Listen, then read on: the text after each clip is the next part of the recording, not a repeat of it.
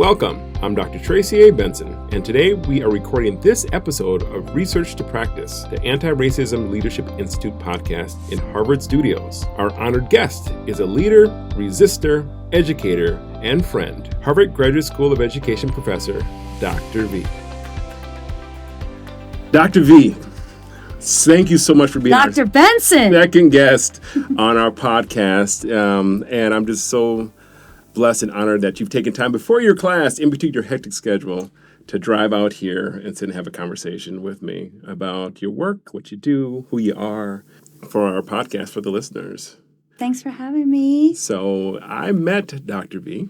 I remember we were in New York. I don't know why Cesar and I were in New York. So Dr. Cesar Cruz and I were in New York, and he was like, I have this great friend that I'd like you to meet. She'd be great for teaching ethnic studies. I want you to meet her. And it was like dark. It was at night.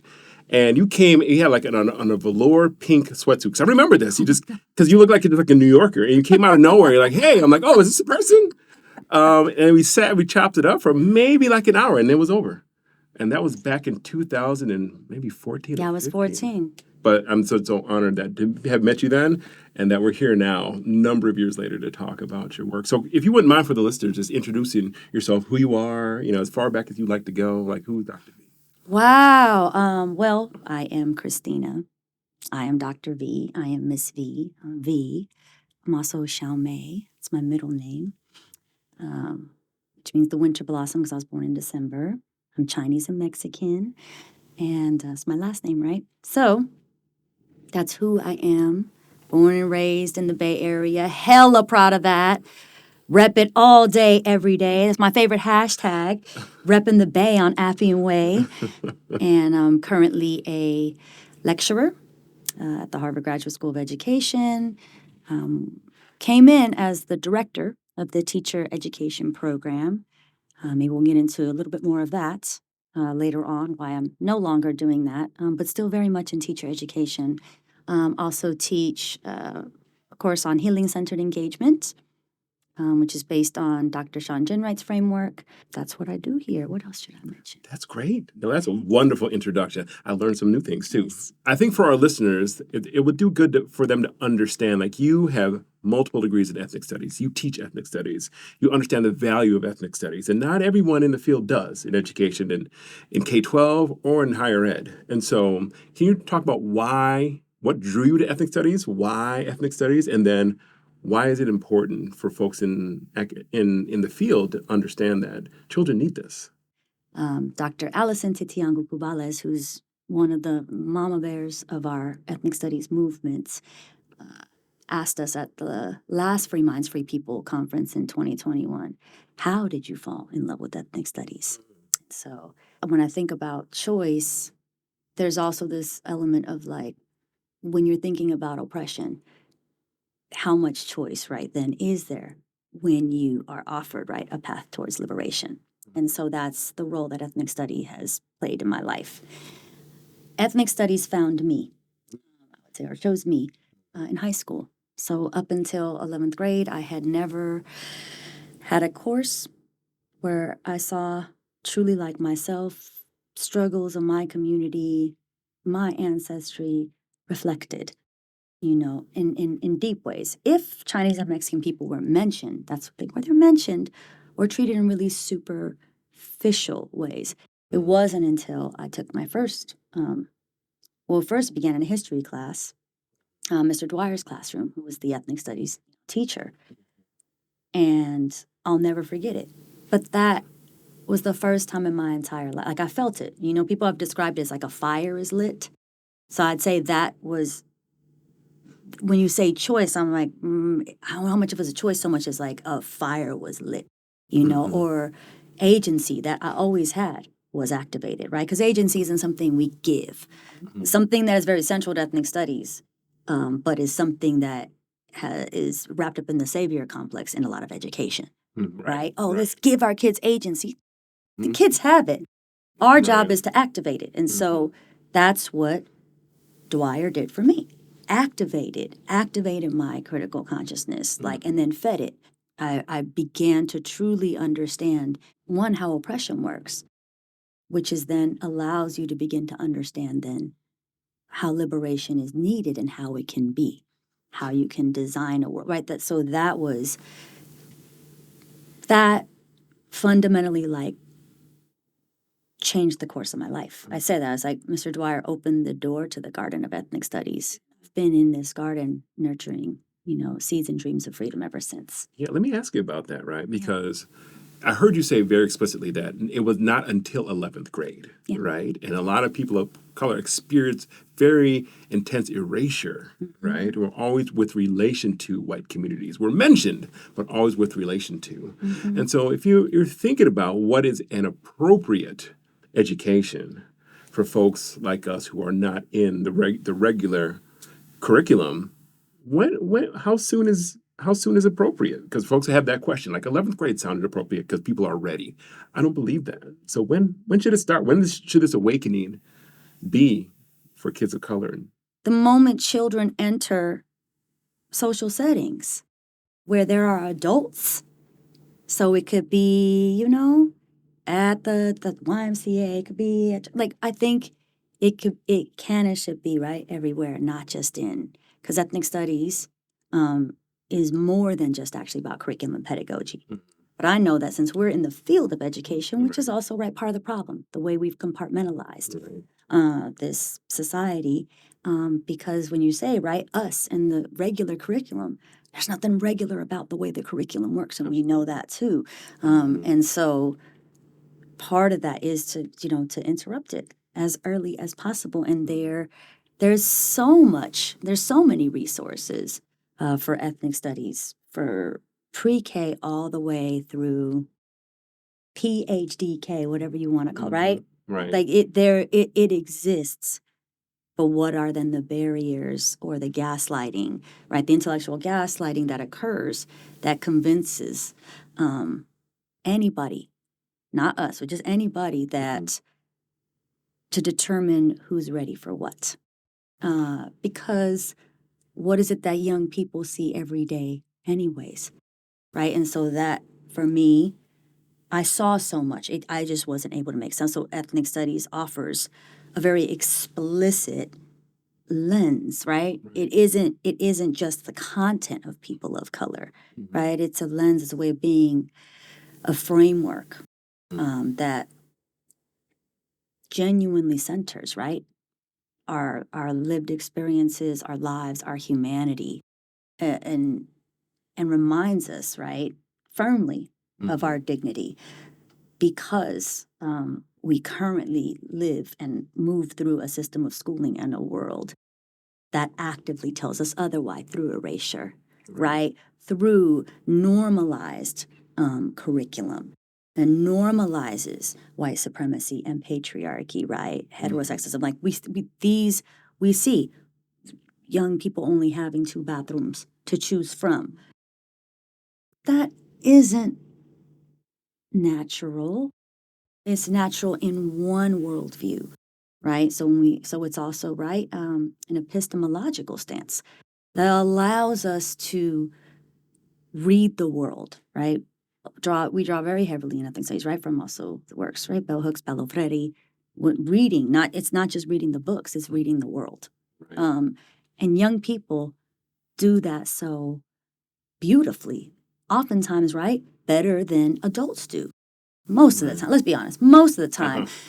And there are right gifts that adults can offer and gifts that young people can offer, but because of adultism, that also impedes, right? That blocks the opportunities to engage in the actual dialogues, learning experiences, unlearning experiences that can take place on a kindergarten rug. The books that we put, the questions that we ask, it's really, right, it's about problem posing. It's about asking, right, leaving. That's what I said on Tuesday in class. I was like, I also hope that, you leave often with more questions than answers. I want to ask about that again, doubling down on this idea that adults are in the way. Because as a part of my work, what I used to do a while ago in the Anti-Racist Leadership Institute, I would go into schools and have conversation about race with kindergartners. And I'd have the teachers stand around the outside, and they're sweating. You got these white women sweating. They're like, oh, what? They can't talk about race. And I just pose the question, and they know a whole lot, right? And they're so excited to talk about it because I'm not in their way. And so for the teacher that's afraid, because it could be a teacher from a teacher that has a mainstream identity, a teacher that does not have a mainstream, a teacher of color, that our teacher education process does not equip us, even if we have the will to do it. How do you even start to chip away at that through your experience in teacher education? So how did you change the narrative and change the process of learning for teachers that you're responsible for preparing to incorporate more of the ethnic studies tenets?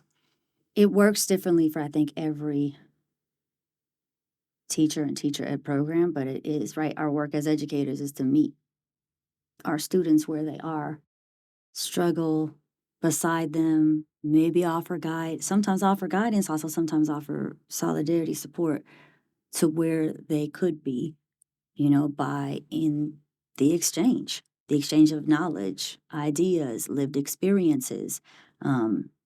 And so part of that for me was bringing, as a teacher educator, bringing, right, my lived experiences as an educator, as an assistant principal, pairing that, right, with what's in the books, pairing that with the data, nuancing it, and centering counter narratives, which is an act of resistance. When you center, right, when you actively interrupt the dominant structure, when you interrupt whiteness in teacher education, right? Bree Picawa wrote a book about it, right? Reading, Writing, and Racism, Disrupting Whiteness in Teacher Education, and I was one of the teacher educators that was profiled in it. So Harvard Graduate School of Education was named as the home of a racial justice teacher education program. You brought that It here. is not anymore. It is not anymore. But in Bree Picawa's book, you can actually read how it's done because we were so it happens on a number of levels. That's why it took me so long to answer, because I'm like, ooh, actually it's just like oppression operates at multiple levels, right? At the ideological, institutional, interpersonal, and internalized. How do you approach it? You have to approach it teaching about all that, but you have to think about liberation all those levels. What does internal liberation look like? What does interpersonal liberation look like? What does can you institutionalize liberation? What does it mean? Or is it right? Or is it the destruction, right, of harmful institutions or harmful practices and policies and replacing them with human-centered, right, humanizing institutions? And what does it mean, right? Ideologically, what does it mean to free your mind? What does it mean to liberate your mind, actually? And that is the fundamental, right, project of ethnic studies, right? Is freedom. So do folks understand that coming in? Because folks come into the program, either master's program or the doctoral program. They see ethnic studies in the timetable. They sign up for it. How do you see the transformation or not transformation, right? Because some folks come in and it's too much cognitive dissonance. Like, I cannot absorb what's going on in this little space. But for other folks, they come in like, this is what I've been waiting for. And so Yes. what do you feel that folks expect coming in? And then what do you think they actually get when they arrive? Completely different on all fronts. Different student, like no group of 20, 50, 120 students all expect the same thing coming in. Every group of 20, 50, 120 don't all leave with the same thing either. And that's right, part of the problem. This is part of what, the problem with a lot of education reform movements. It's part of, right, what Dr. Love just recently has written about. Incredible new book, right, Punished for Dreaming. This is part of the problem. It's like the metrics even by which we even think about learning outcomes, as if we all come in the exact same, right? That's not how education, that's not how life works. That's not intersection. That's not an intersectional right approach. So just in terms of thinking about that, it varies depending on what they were doing right before they were in the class, right? Not right before, what they were doing in life. So I have some students who come in with some exposure, right, to previous ethnic studies classes. They show up very differently than somebody who has no idea what ethnic studies is. Now, this was earlier on, right? Since the movement has gained more traction, we're seeing it, right, in more schools, legislation, right, in California, which also has received, right, incredible backlash. And so that impacts also how students come in because of where they're getting their information, right? How much have they actually read versus scrolled? That's something. So all of these things, right, I think is deeply complicated in terms of then my approach. My approach is the same that it's been since I started teaching 7th grade, 8th grade on 98th Ave in Deep East Oakland at Elmhurst, is to start with the stories. And my ethnic studies professor at UC Berkeley, he reminded me that when I came here and I was in the teacher ed program, right after I majored in ethnic studies at UC Berkeley, which was pretty, can you imagine 21-year-old V showing up after majoring in ethnic studies at Berkeley and showing up at Harvard? I was off the chain. That's the other piece too, that's just any educator. I try to never forget what it felt like to be, right, a master's student on this campus. That's something I think I bring special to this job here at Harvard is I was a student of color here. Right. So that is something unique. Just like teaching in Oakland, like I grew up in the Bay. I went to high school down the I kicked it in Oakland. Like I went to festival at the lake. So that brings something. I'm just saying like it brings something extra, right, to the work of teaching and learning. It's bringing in all of those, like sharing those parts of my story, right? Sharing that I went here too, which is important. Unfortunately, for a lot of white students who continue to question my credentials, that's happened multiple times. This is the 3rd Ivy League where I've taught. At every single Ivy League, I have been questioned for my credentials. It's unfortunately one of the I wish I could say I go by Dr. V off of pride, but part of it is also protection. Absolutely. Right? Absolutely. So the approach has to always be start with the stories. When I came here and I was struggling and suffering in my teacher program because it felt very incongruent in my body. Even I didn't have that language. I wasn't speaking about it then, but I knew like this, it was off. And I remember wanting to quit and reaching out to Professor Takaki. And he was like, just remember to start with their stories. Your students, and like always start there. So that's always where I start. We start with acrostic poems.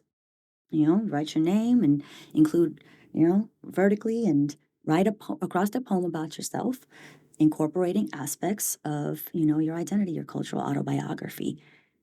That's it. Your likes, dislikes.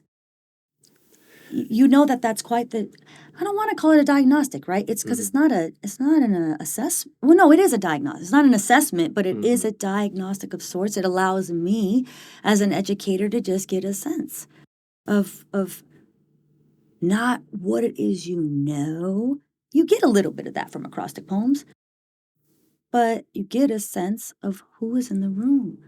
You do get a sense of how people identify, what comes up first in identity, and that isn't necessarily an insight into how they were raised. It could be just what have they been exposed to?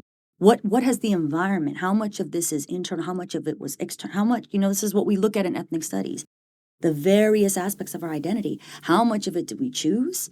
How much of it was chosen for us? When we study, right, racial formation theory, racialization, understand the difference between a noun and a verb. The complexity of how racism works, the complexity, right, of how ableism works. You can't just throw these terms around and then, because that's how we end up, right, with what we're seeing now, right? Very reductive. misappropriations of deeply violent systems that are genuinely in real time harming, right, babies in our classrooms, right? We think about who are the young people who are the most impacted, the most underserved, the most harmed by school systems currently through the curriculum, right? Through the pedagogy, through the systems and policies, right? We are in a moment, right, where Black children are being suspended and prevented from graduation for the way they wear their hair. Right. And this is right also alongside in states that have passed the Crown Act. Right. And so ethnic studies. And so, right, we talk about that. We've talked about that. And as we're looking at the roots of anti-Blackness, we're also looking at the Crown Act and making, like, what is the proximity and distance between 1680 and 2023? You can't do that on day one. You can't do that in a diverse, in a racially, right, diverse classroom. By and large, mostly economically diverse for the most part, but it is Harvard, right? So it's different. It's different teaching, and it's clear, it's very different teaching ethnic studies at Harvard than teaching at San Francisco State University in the College of Ethnic Studies than teaching it at Castlemont High School in Deep East Oakland. And I've taught ethnic studies at all these places, right? Than teaching it at even Teachers College in New York, or bringing it into a place like Hunter College, right? Just across town from each other and just a few trains.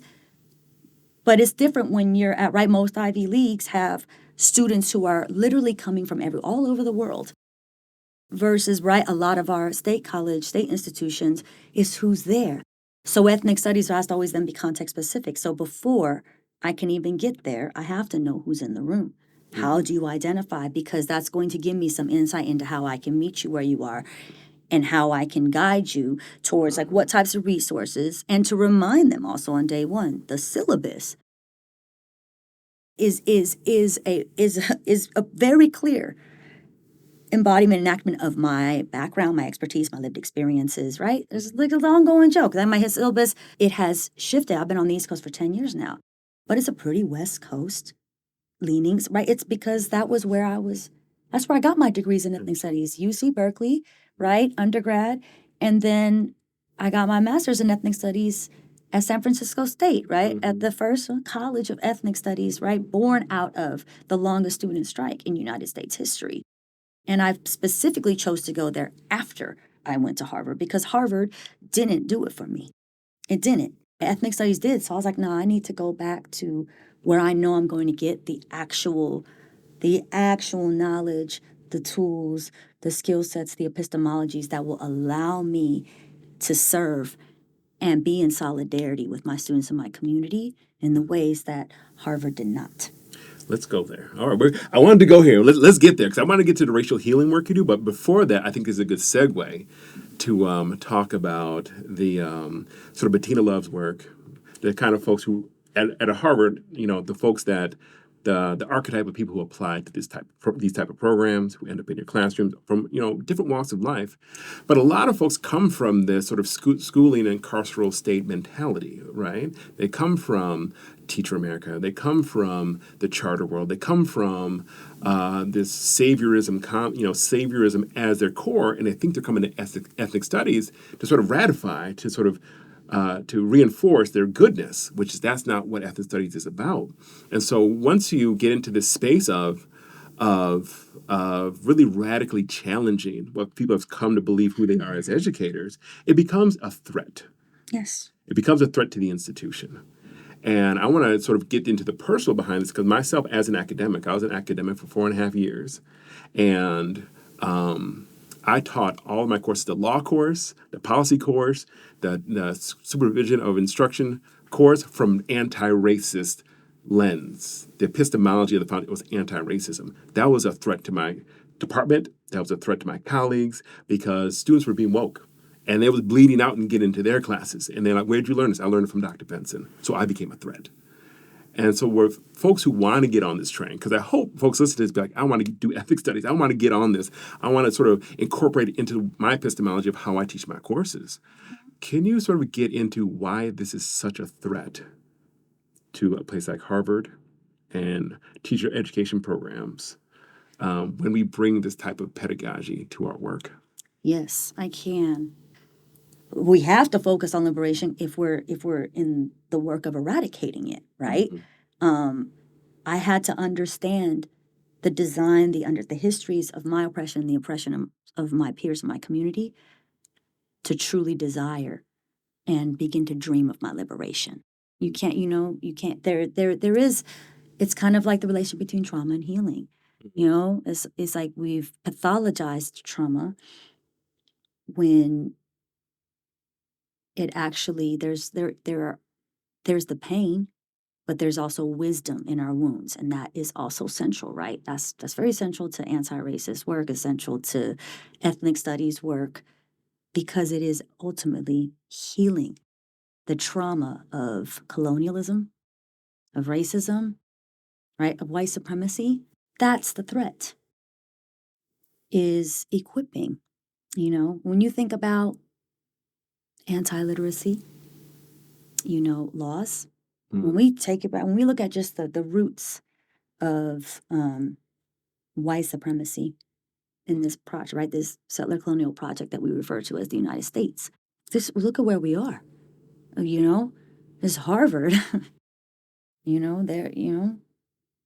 we're enslaved Africans on this campus. That is woven into the fabric of this place. And you're talking about not just a class, right, but a space that is unapologetically committed to dissecting, right? That's social science, the difference between us and then what do you even call it, right? Giving us the social science versus science is like, right? Asian American and Black American, right? Is like we're still marginalized even by the ways we identify. And so we become extras, electives, right? We're elective citizens, we're elective humans, or we're disposable. Most things, right? This is how human disposability, and a study that is dedicated to understanding that design, and we have to be careful, right? Where there is accountability, we have the evidence, and the evidence is damning. And you're studying, we have the receipts. I put the receipts in front of students. That's primary source analysis. And that ultimately, right, often leads people to recognize that harmful institutions and practices need to be destroyed. They need to be abolished, right? Abolition is deeply rooted in healing. That's it, like that, but that's not what dominant mainstream rhetoric will have you thinking. In the same ways that dominant mainstream media and history textbooks completely, right, distort the history of the Black Panther Party. Only showing the pictures, right, with Huey holding the gun, but not showing them passing out food, and not talking about how the U.S. government completely co-opted the free breakfast program. And now, how many schools free and reduced lunch, right? Like, we want to talk about a distortion. You're talking about a study that is dedicated to naming all of those truths. Like, it's exposing, right? It's exposing the very foundation upon which these institutions were built, that they're dependent on, to take it away. And that is the goal, right?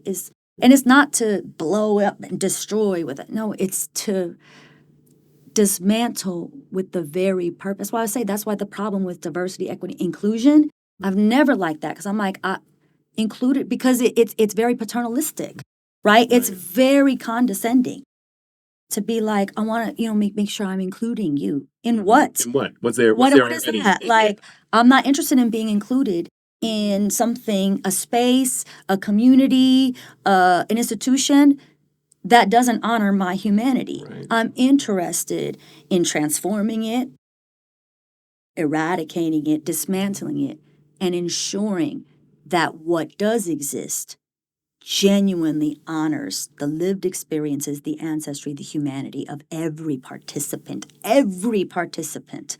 So part of also the threat is because it's a lot of misinformation, right? Rhetoric that ethnic studies is anti-white. Now, let's be clear. It's anti-white supremacy. There's a difference. It's anti-whiteness. That is part of the roots of the strike at San Francisco State.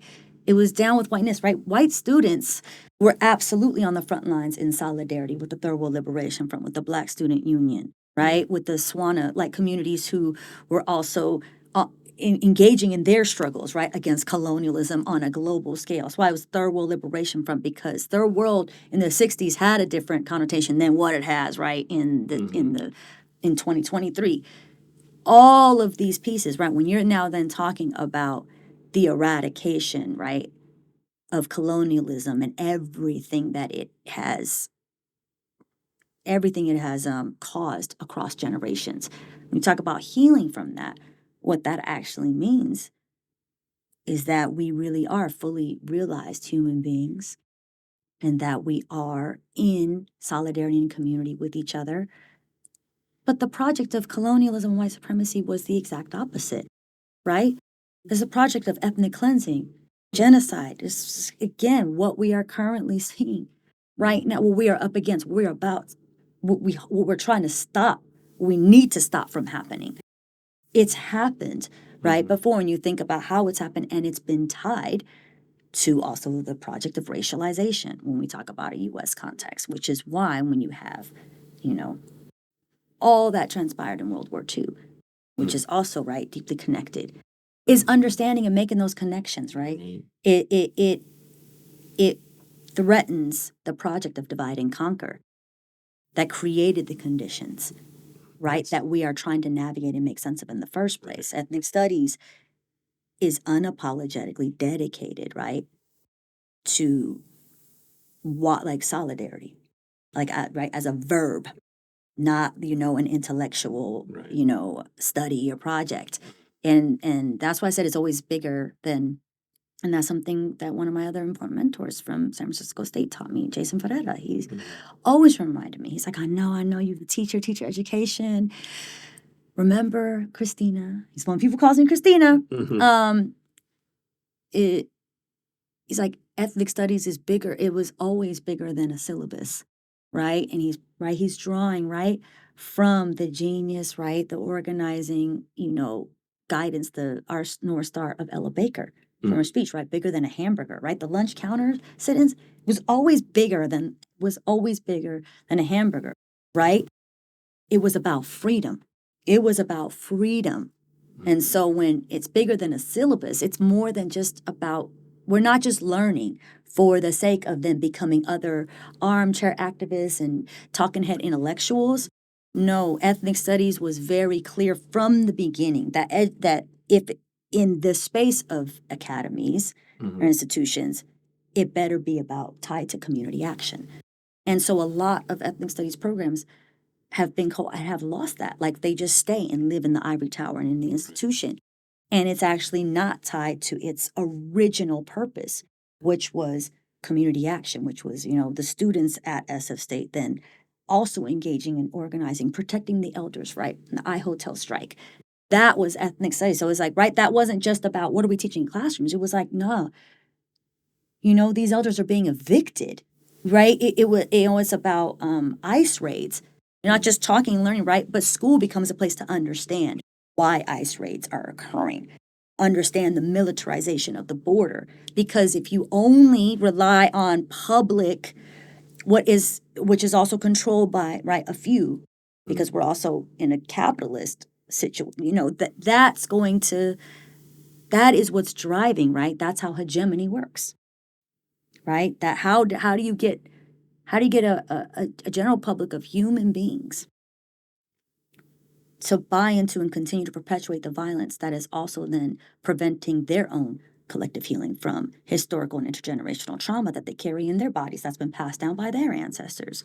Resma Menakem, another one of our books, right? In Ethnic Studies, writes very clearly about that, right? That this project of colonialism, it's it's not, I don't mean to oversimplify, but understanding European colonialism is also about understanding that trauma, and Western specifically, right? That a lot of the folks who led the invasions of the violent, right, invasion of Ireland, they were recruited, right? So Walter Raleigh to lead the invasion of the Americas. And so you had then that trauma, that dirty pain, the type of torture, talk about beheading, like you think about also Europe during the Middle Ages, right? And again, extreme violence, pogroms that were happening in Europe, that there are deep impacts to both the victims and perpetrators of violence. Those are the folks with all that unmetabolized, unhealed trauma, all that dirty pain, that are the founders, right? The descendants. And then built systems and powers that to protect that. Those same descendants, right, are the ones that we look that for as are founding. that are threatened by ethnic studies because it threatens to expose, right, the truths, right? It becomes, that it's one of my close friends, Samora. I appreciated like how he described how it must feel. He mentioned, I like to get your take on this too, because I think this is also wise, because he also named what I do as a threat, but in a very different way. But y'all are coming from the same place. I never came here for Harvard. Never came here thinking I'd stay. Like, I'm not here for Harvard. I'm here for the movement of. I came because you all asked me to. You all asked me to come teach ethnic studies. I'm not committed I'm committed to the movement of ethnic studies, right? Because I'm accountable to my community. I'm accountable to our babies. That's who I do this for. So I wake and breathe for. I think about my students from Elmhurst and Castle Mall. They're the reason they are allowing me to wake and breathe to do this work every single day. I'm not accountable. I don't feel accountable to this institution. But I work with a bunch of people who do. The way that Samora, I just appreciate it. He's like, that's got to be hard. He's like, when he's like, not everybody, right? But a lot of people we work with, it's like they're holding this up because that's all well, it came because I said, I actually work with a lot of really stupid people. He's like, real? I was like, yeah. Yeah. He's like, then how or why are they there? I'm like, well, legacies of privilege, legacies of disproportionate hiring practices, admissions, let's think about how academia, the path towards academia, tracking, schools, all of that works. Kaplan, the entire, schooling and complex. He's like, you worked your ass off. You were always smart. You worked your ass, you got there. He's like, it had to be hard to get there and then look around and see that and be like, I ain't holding this shit up. No. He's like, it had to be hard for you, right, to come in. And I appreciate, I hadn't experienced that conversation, that empathy with somebody I grew up with somebody, right, who calls me Christina. So you don't got time to hold up, a badge of white supremacy. And that's a struggle. Like being in one of the original 13 British colonies, it's like you feel the residue.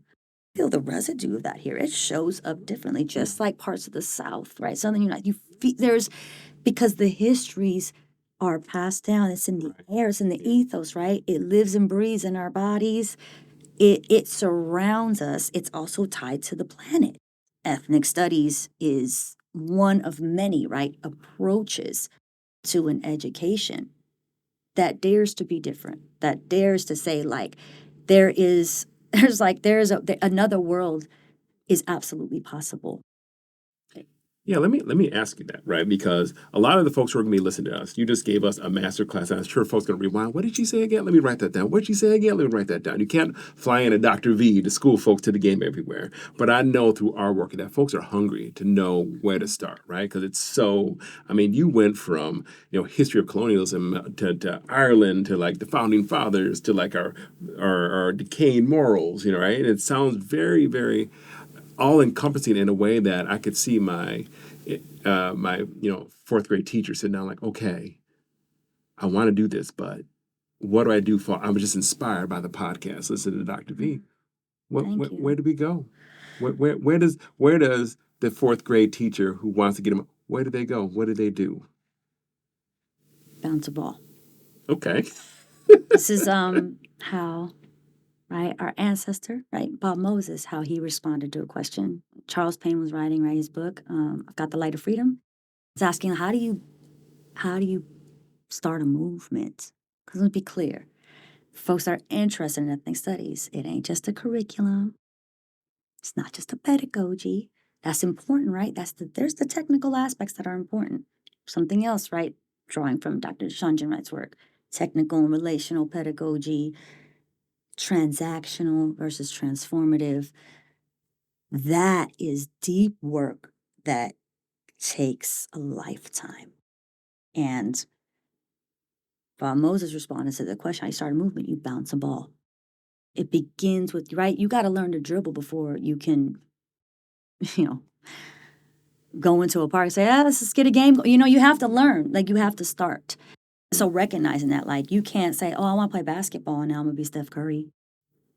How much time you spend outside the classroom in the school, how much time you spend in the communities where the young people where you teach come from, right? We have a lot of teachers who know a ton about the content and what they're tasked to teach, hardly anything about the communities in which they teach and the histories of those communities. So ethnic studies, first and foremost, it's context specific. Mm-hmm. It's context specific, but, situated also, right? In a broader, like socio-historical context. It's just always remembering that is starting with who's in the room.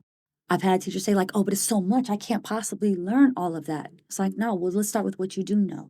And then let's start with interrogating what you know, right? That's something I also, Professor Takaki's class in undergrad. First question he asked, he says, epistemological question. How do you know that you know what you know?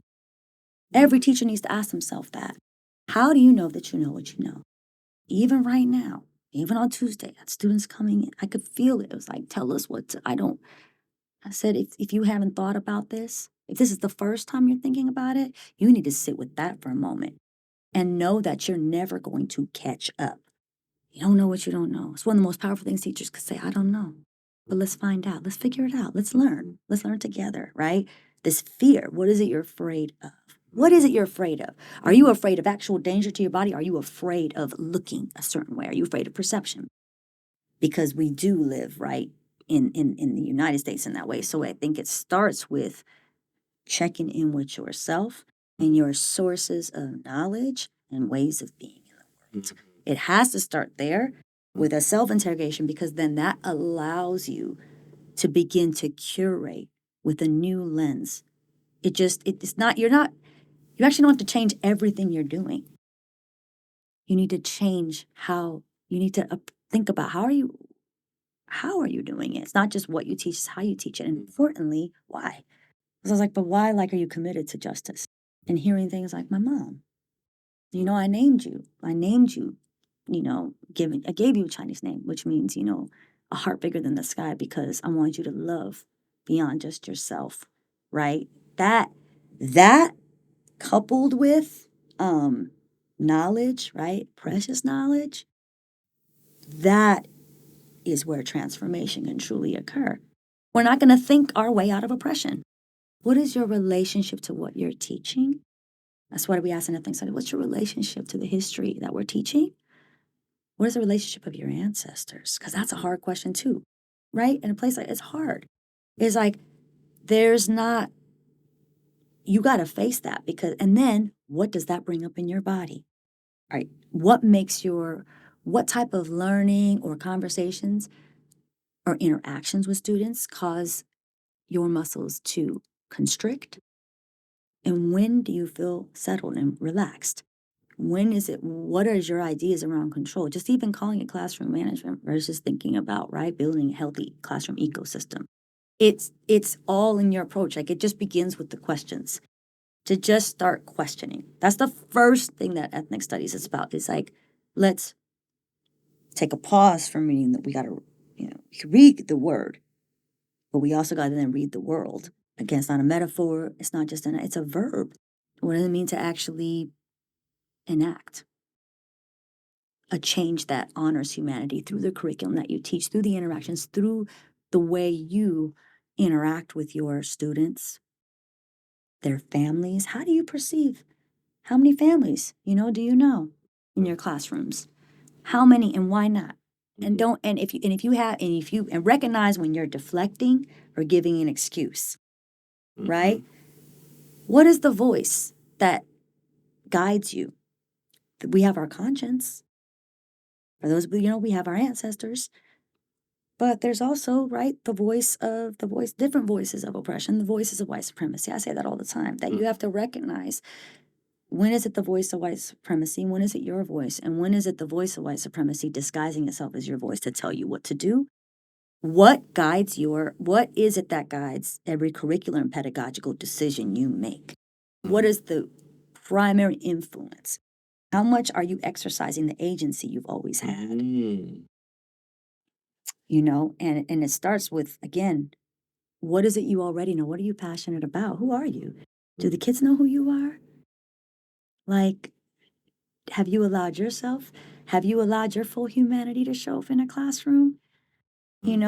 Are we as vulnerable and vulnerageous in front of our students as we ask them to be? We ask students to write a lot of personal, and we ask them to engage in like pretty scary tasks. Every assignment that I've ever given students, I make myself do it. What are the ways in which your humanity was affirmed, denied, assaulted, loved, lifted up? And what are the ways your curriculum and your pedagogy in your classroom, what's on your walls, is doing it now? That's a really important starting place. If I may say one thing about anti-racism, which is so deeply important to our work, is to make sure we're also not naming what we don't want, right? Right? That's not all what anti-racism is, but there are folks that similarly, right, jump on. Oh, I want to be anti-racist. Okay. So you want the absence of racism. What do you want instead? That's sometimes the next step, right? The other part of the work that is missing is that is also just an outcome of right, in many ways our trauma response is like, we have to begin by eradicating, being clear. We have to be just as clear, just like with young people in schools. Spend a lot of time telling them what to not do instead of offering models or visions what it can be. That's why it's like, instead of saying, warnings, which is what we use in ladders of discipline, carceral logic, what danger actually lies ahead? No, it's opportunities. And so I just encourage folks to also think about, like, who are dedicated, right? You're dedicated to the work of eradicating, right? Racism, anti-racism, right? Against it. What are you for? So you're saying if you identify as anti-racist, you're taking a firm stand against racism. What do you stand for? And do you know what that looks like? Do you know what that world? Do you have an imagining? And what is your place in it? And what then that is, I think, an important, right, prerequisite for engaging, right, in genuine acts of solidarity in your everyday life, because that's also central to, like, I think, really doing this work in a way that is in service, right, of restoring our collective humanity. Awesome. Dr. V 9886 on Instagram. For those Harvard alum, come to ALCC this year. It's going to be fire. I'm going to be there. Dr. V will be there. And so this has been a great conversation. Thank you for being our second guest here. Thank you for having me. Love you. Love you too, girl. Thank you for tuning in to this episode of the Anti-Racism Leadership Institute podcast. Remember, the fight against racism starts with each and every one of us. Together, we can create inclusive environments in our schools that celebrate diversity and empower all students. For more information, visit our website at antiracisminstitute.com and subscribe to our channel. Join us next time as we continue to shine a light on the champions of change. Stay inspired, committed, and let's make a difference together.